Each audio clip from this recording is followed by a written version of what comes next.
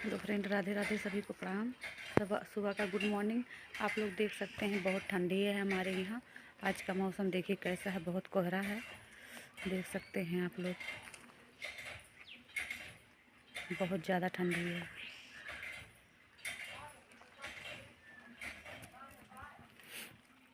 मैं दिखा सकती हूँ आप लोगों को, देखिए कितना कोहरा पड़ रहा है, दूर दूर तक दिख ही नहीं रहा है, बहुत ज़्यादा ठंडी है।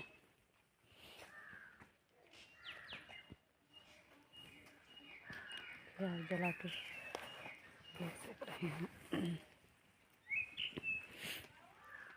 जेठानी जा रही है पानी लेके, बहुत सर्दी है।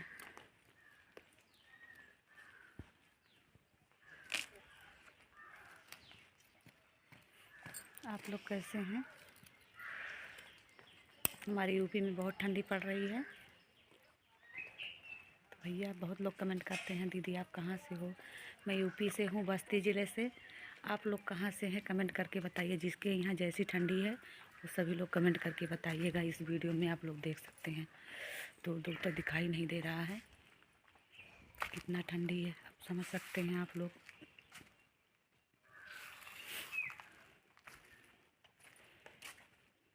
देख लीजिए, बहुत ज़्यादा ठंडी है। ठंडी सभी को मुबारक हो। सभी लोग सर्दियों से बचें, रजाई में घुसे रहें, ज़्यादा स्वेटर वेटर पहने रहें और शाल भी ओढ़े रहें। बहुत ज़्यादा ठंडी है।